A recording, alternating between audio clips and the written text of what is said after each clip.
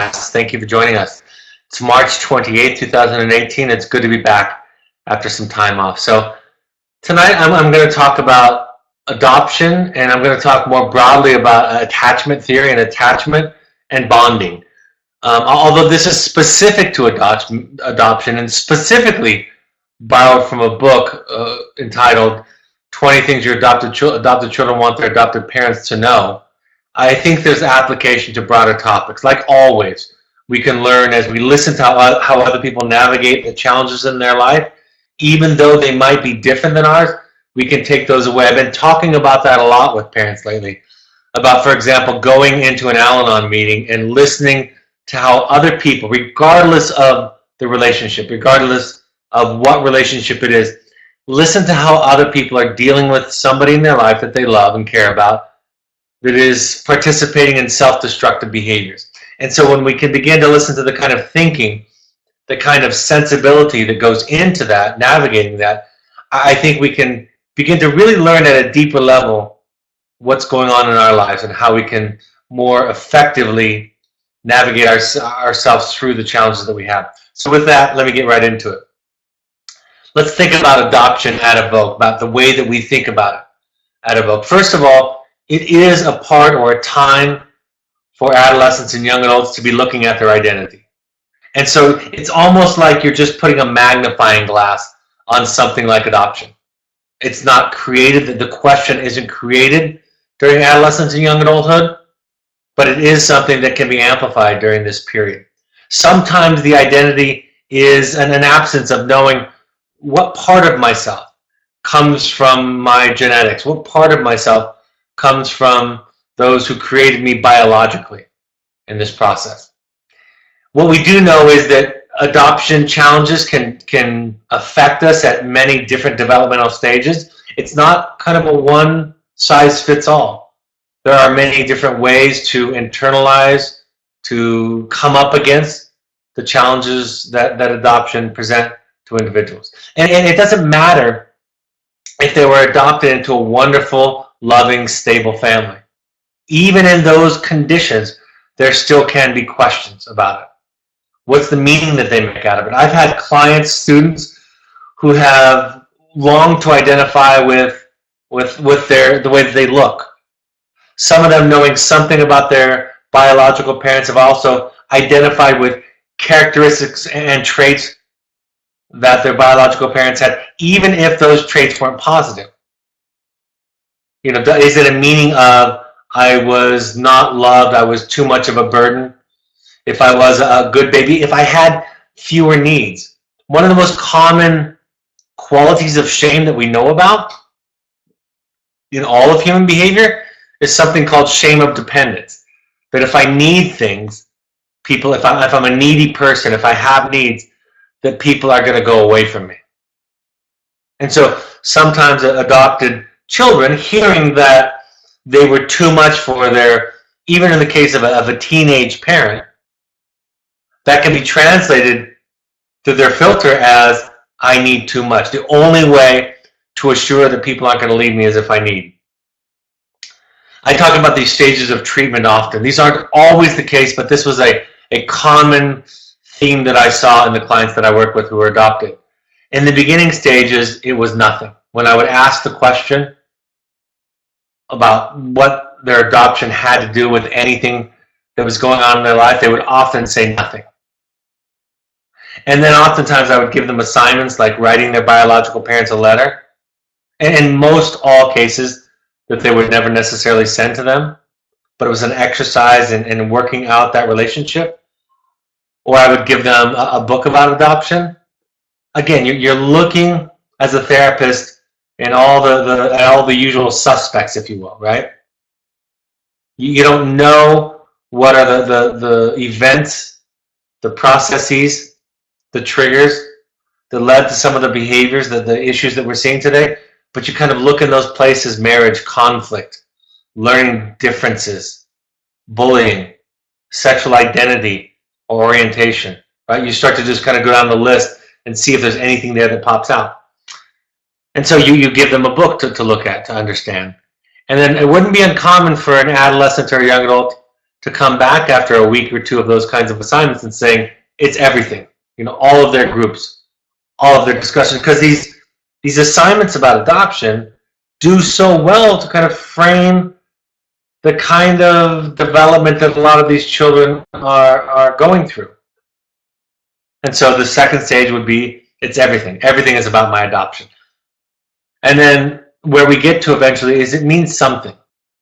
It's a piece, it's a puzzle piece of the big picture. How big of a puzzle piece it is, we don't know. That'll be something that you'll figure out over the course of your life.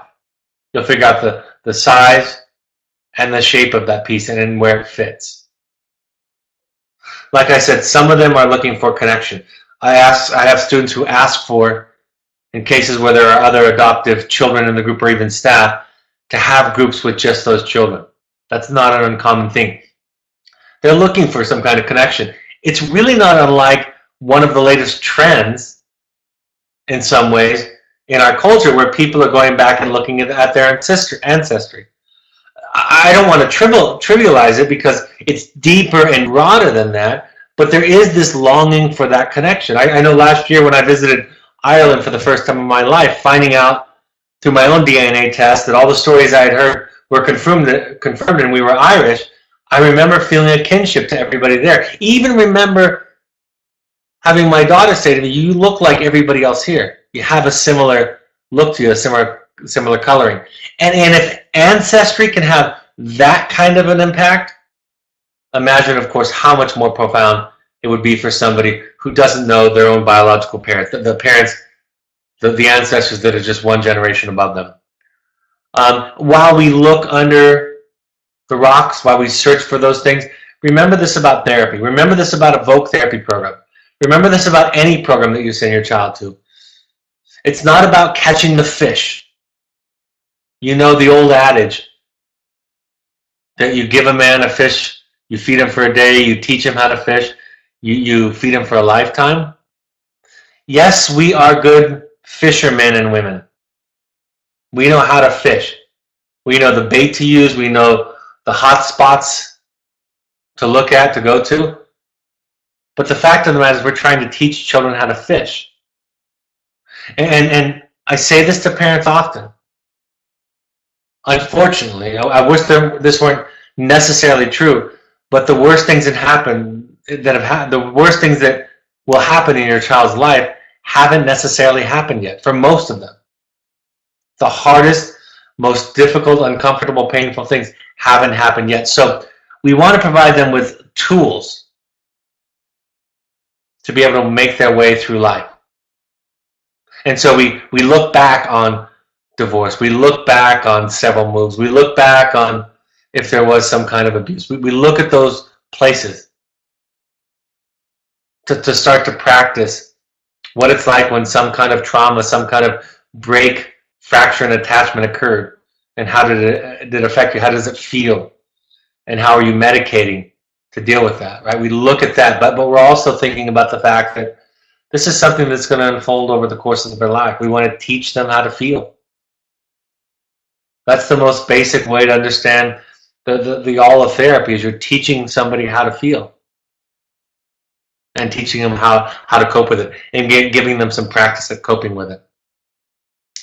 It's important, of course, that it not be about you as the parent. I'm not a parent of adopted children, so I don't have a personal experience with it. I have my own children, of course, and there's similarities in some of the tasks and jobs of that role that I have. And in both, and in the case of adopted parents, it's really important that whatever it does to threaten you, to make you uncomfortable, that you take care of that yourself. Even the slightest inkling for many children that their parents might be threatened by or feel displaced by the exploration or the questions. Even the slightest inkling for a lot of children, they'll bury it. So it's very important that you do whatever work you need to do in those areas. So I want to share with you, I'm going to go over the concepts, the bullet points from the book 20 Things Adopted Kids Wish Their Adopted Parents Knew by Sherry Eldridge. I think it's a great way to touch on a lot of these concepts and principles.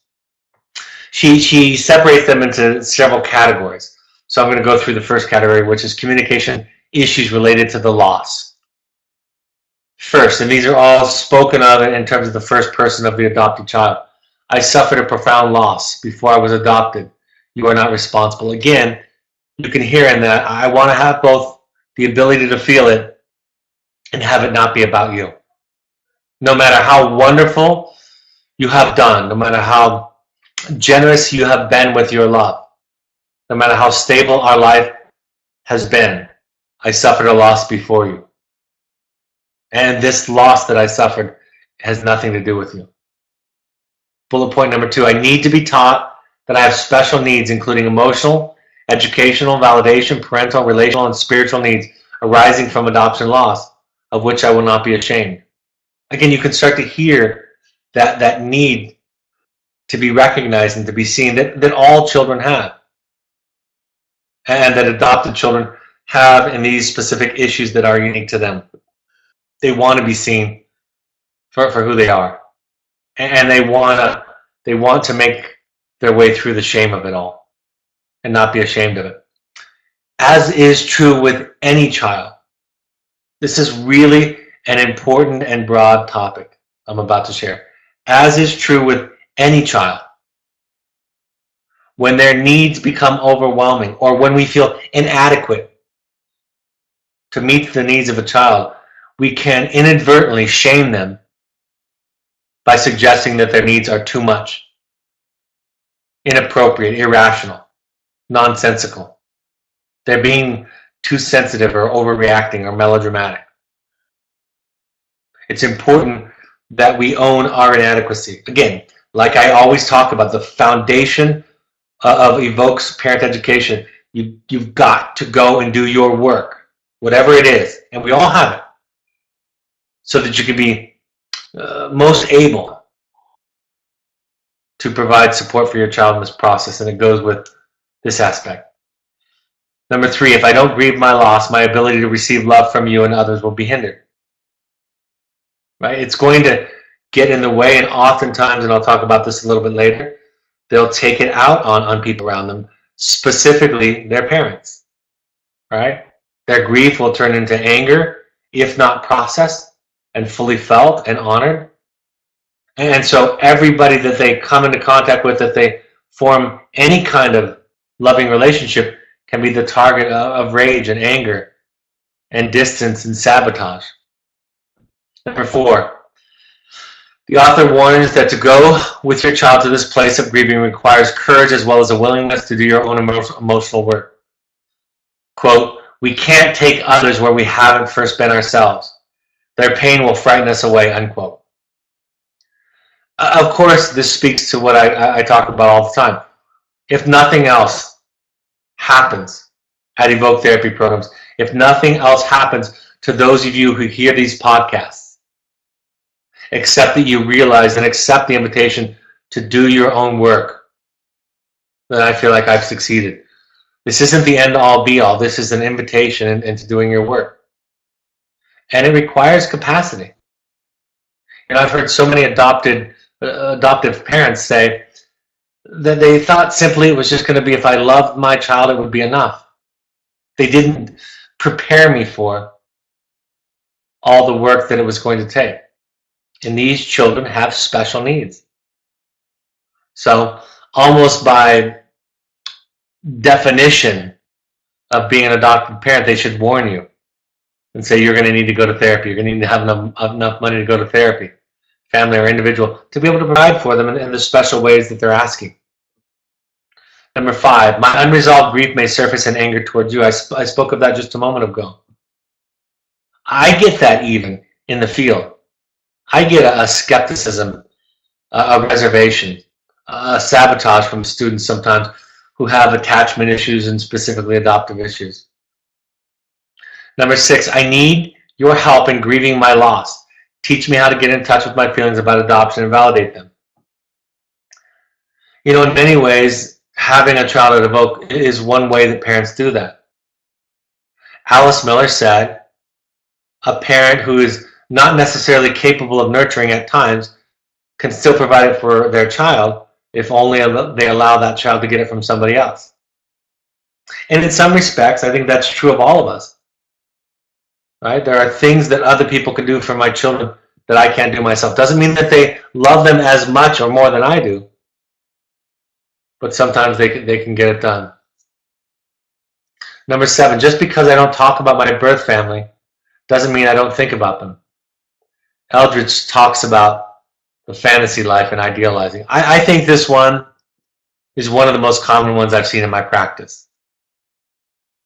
That when we dig a little, when we pursue it a little, and again, all therapists are going to pursue it some, that it's not uncommon at all to find somebody who had a lot more thoughts and feelings underneath the surface that they never spoke, even though their adoptive parents would often say, we brought it up, we were open, we shared this bit of information or that bit of information.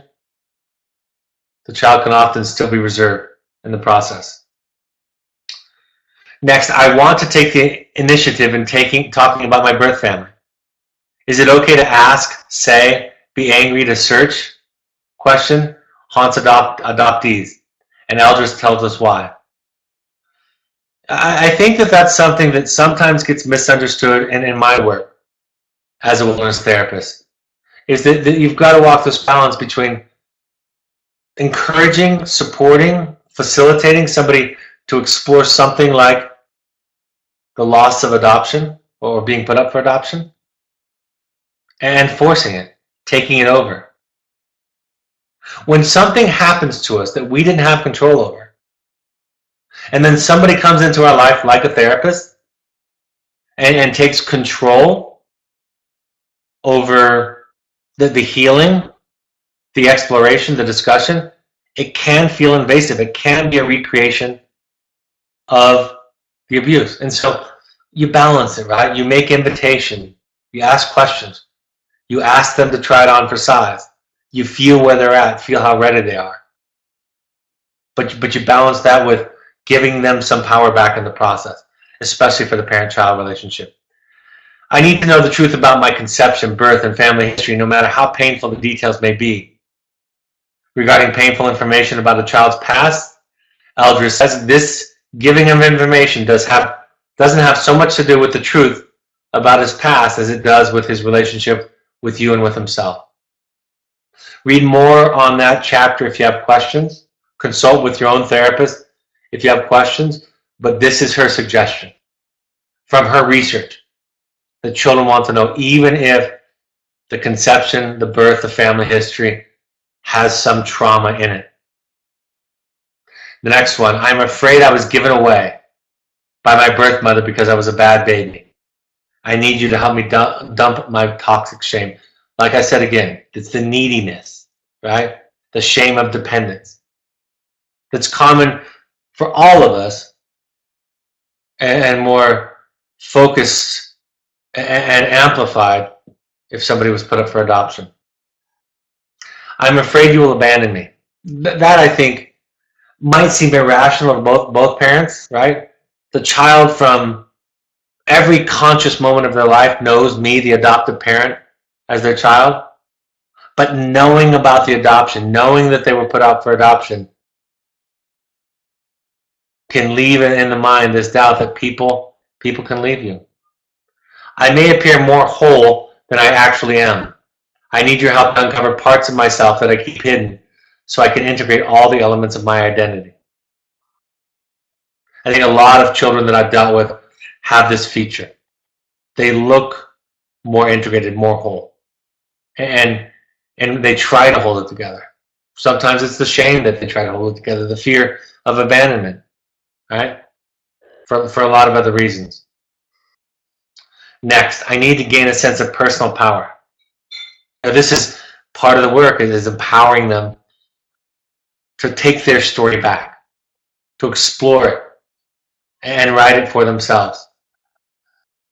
Next one, please don't say I look like or act like you, just like you. I need you to acknowledge and celebrate our differences. Right? I think that's an important idea that we would think a lot of us would imagine that we would think about our saying those kinds of things as something that bonds us together. And Eldredge warns against that. That it can feel very dismissing. Again, it's a good example of not seeing the child. Let me be my own person, but don't let me cut myself off from you.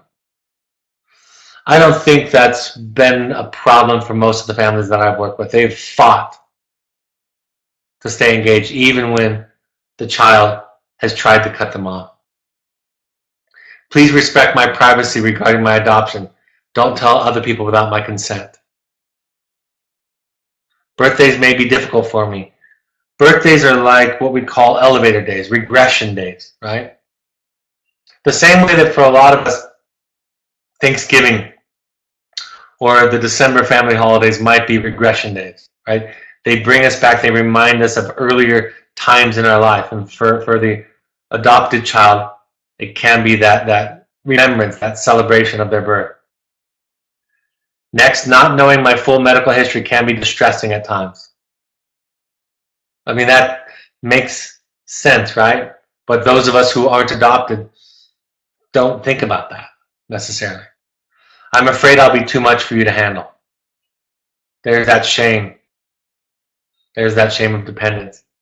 When I act out my fears in obnoxious ways, please hang in there with me and respond wisely. Eldredge includes advice on how to confront obnoxious behavior, so you can read that chapter to learn more.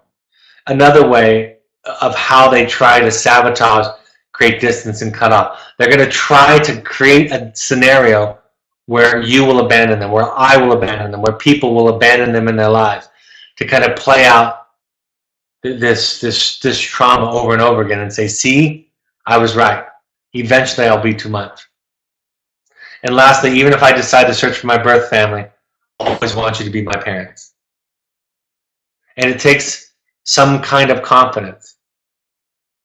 I remember when somebody said to me earlier, I have 2 children from my first marriage.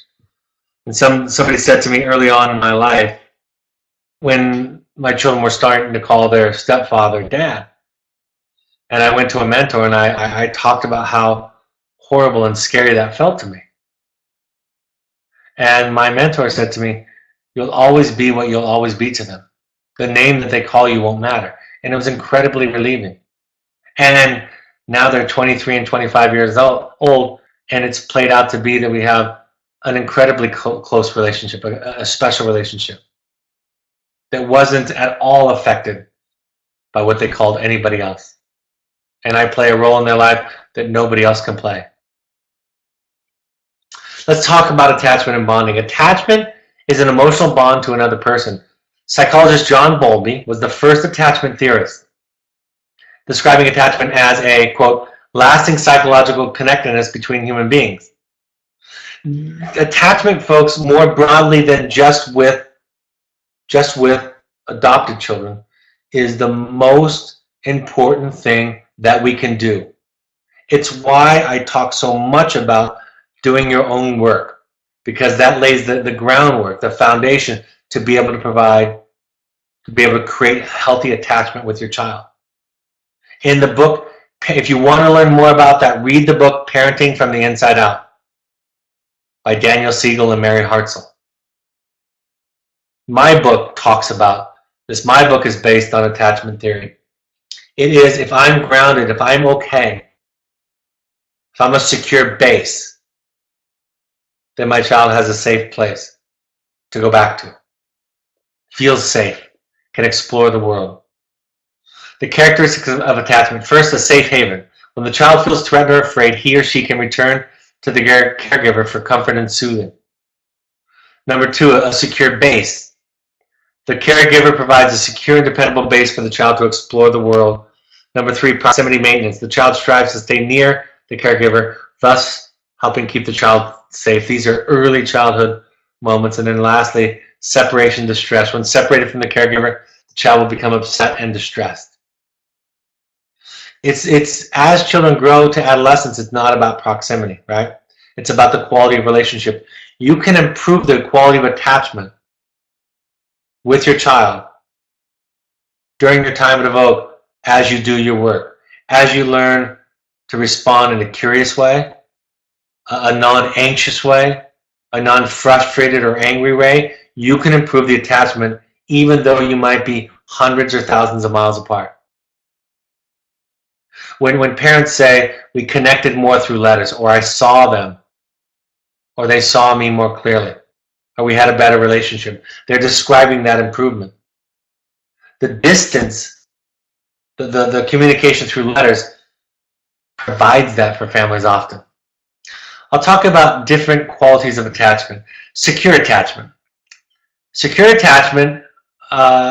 attached children exhibit minimal distress when separated from caregivers. Remember, these children feel secure and able to depend upon their adult caregivers. When the adult leaves, the child feels assured that the parent or caregiver will return. When frightened, securely attached children will seek comfort from caregivers. These children know their parent or caregiver will provide comfort and reassurance, so they are comfortable seeking them out in times of need. This is specifically related to young children, but in a sense, this is what I talk about when I say you want to be the first call with your young adult or adolescent child. When your young adult or adolescent child is going through stress, you would like to qualify to be their safe person. I say this in parent meetings all the time. I hope it translates on the webinar and on the podcast, but if your child comes to you and shares something that they're going through that's difficult or scary, and your response is a gasp like, immediately the child knows that you're not safe. If you attempt to control, to micromanage, you get angry or frustrated, all of those are indications of a break or a fracture in attachment and connection. So you do your work. You take care of your anxiety in your meetings with your therapist so that when your child comes to you, you can be a more whole and complete person for them. Parents who have unresolved trauma, who are reactive, who are anxious, who exhibit control, anger, frustration, they are fundamentally less capable of providing an environment optimal for secure attachment. And secure attachment is the number one contributing factor in resiliency. You can develop what they call earned attachment. This is not forever lost. It's hard to make it up, but you can develop an earned attachment as an adult or as a young adult or adolescent. You can develop a healthier attachment. We call it earned attachment by doing your own work also. But you need somebody who cares. You need somebody in your life. You can't do it on your own. Characteristics of ambivalent attachment. Ambivalently attached children usually become very distressed when a parent leaves. This attachment style is considered relatively uncommon, affecting an estimated 7 to 15% of U.S. children. Research suggests that ambivalent attachment is a result of poor maternal availability. These children cannot depend upon their mother or caregiver to be there when the child is in need. Right? It makes sense. They could be distracted. I've seen people that are carrying so much around their own trauma, they just don't seem present with their child. It's like they're numb. Right? This is where we talk about intergenerational transmission of trauma. If you're walking around preoccupied, hypervigilant, in your own head, not present, to whatever degree, you could be potentially contributing to this kind of attachment. And then avoidant attachment. Children with avoidant attachment tend to avoid parents or caregivers. When offered a choice, these children will show no preference between a caregiver or a complete stranger. Research has suggested that this attachment style might be the result of abusive or neglectful caregivers. Children who are punished for relying on a caregiver will learn to avoid seeking one. Right? Sometimes it's funny. I've seen people describe these kinds of children as well developed. Right? They can walk up to strangers. They're just as likely to go into the arms of a stranger as they are their parent. The insidious idea is that in the case of these children, these avoidant attachment children, they're being rewarded for not needing and stressing out the parent, right? They're being rewarded for having an avoidant attachment style. Somebody who is a professional in our field, an adopted parent that I respect, an educator at an Ivy League school, shared some thoughts with me to share with you. He said, the most important point I believe is this: when your child expresses anger to you, the adopted parent, the child is typically trying to deal with the hurt they feel towards their biological parent who abandoned them. Also, when the child is expressing anger and hurting you, the adopted parent, he or she may be trying to connect with you in the only way that she knows how to.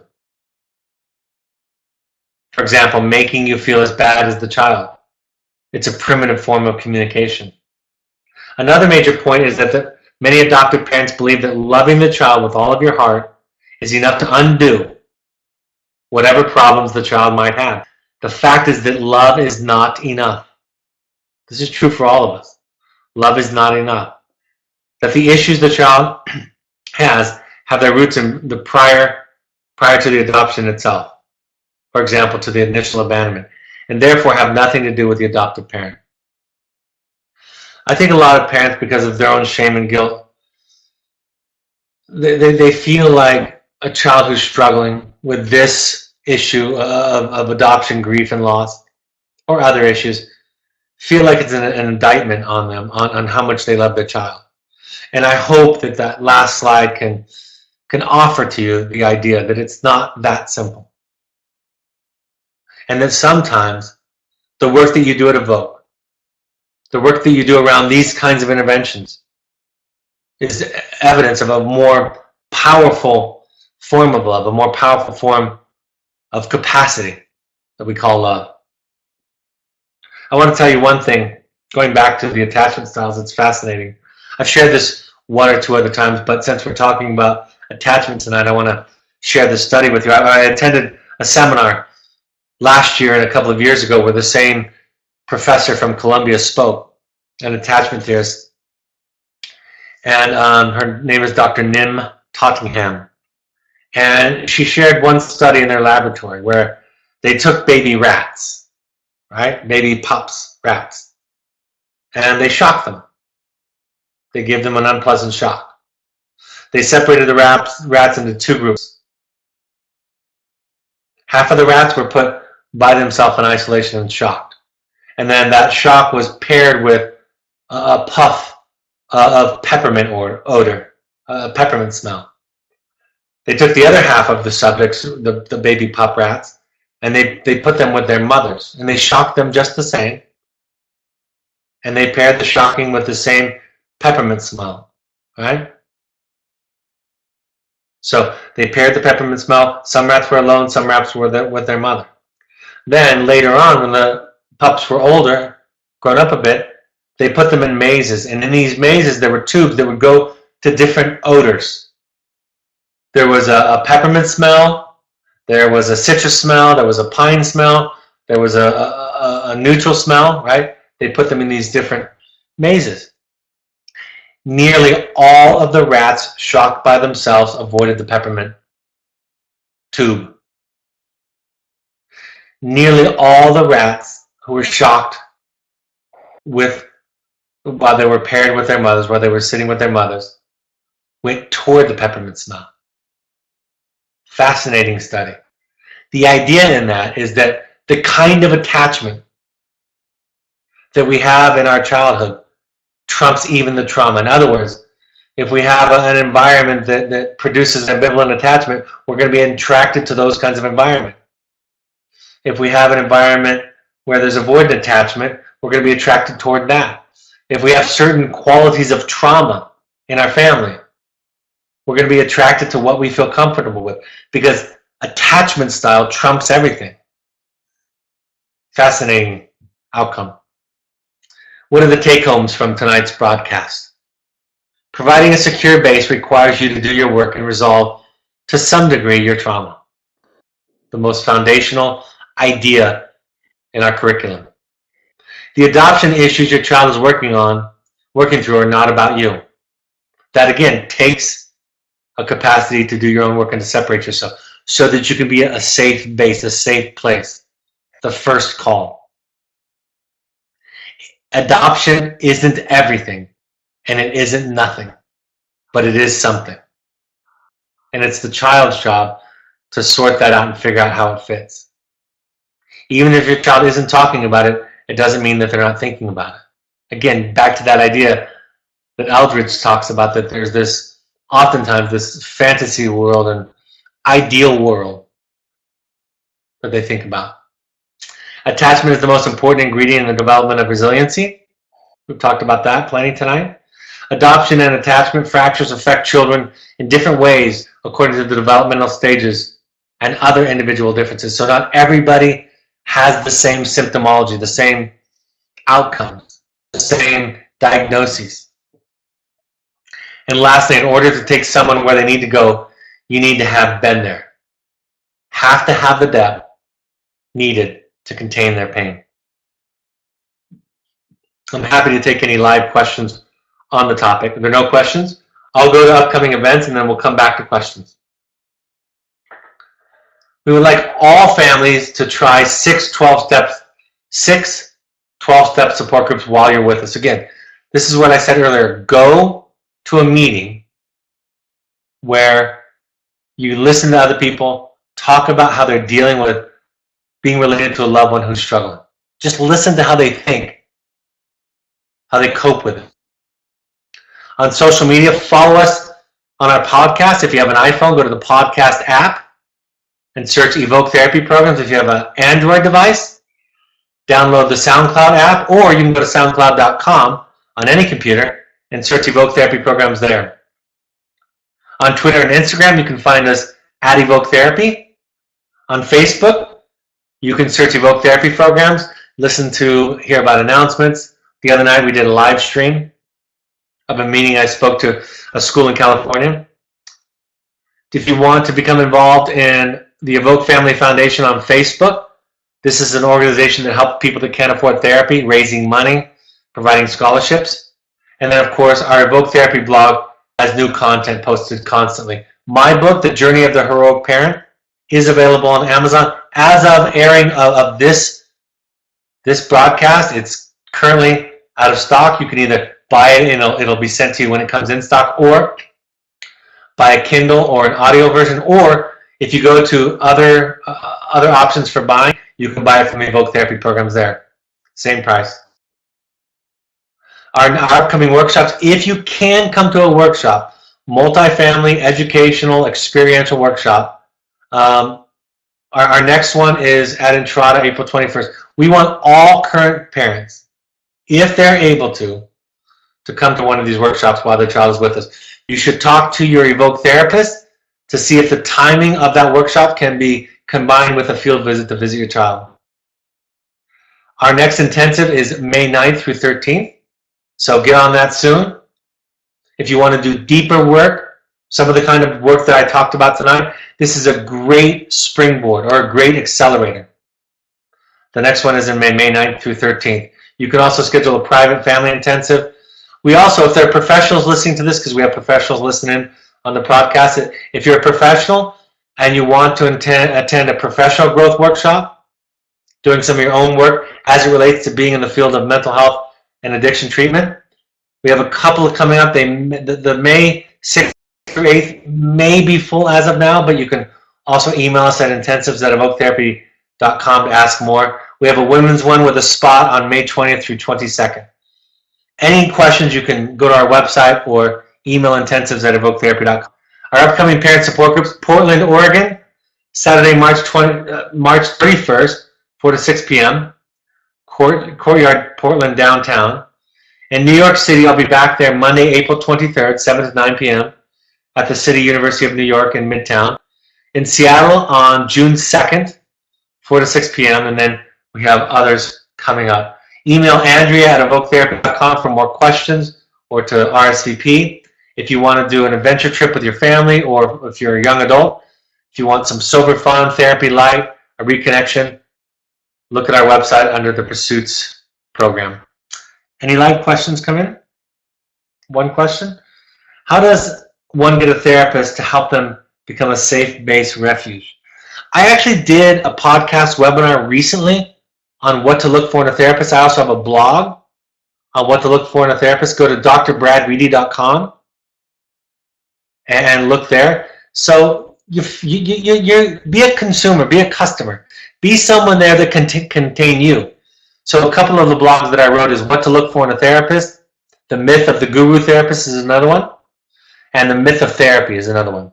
So yeah, those are some blogs that I've written specific to that, and more recently I did a podcast on it, a webinar on it. You can look at that. That can help you more, but somebody that can see you, somebody that can find you. All right, no other questions. Thank you so much for the group that joined us this evening. For and on behalf of your child, I thank you for being willing to do your work. The next webinar broadcast, next broadcast will be tomorrow evening, Thursday, March 29th at 7 p.m. Mountain Time, and that's on immersion. It's a little bit more fun. We're going to be talking about the principles, the jargon, and the culture, and what it's like to be immersed in the culture of Evoke Therapy programs. Have a great 24 hours, folks, and I'll talk to you tomorrow night. Bye-bye.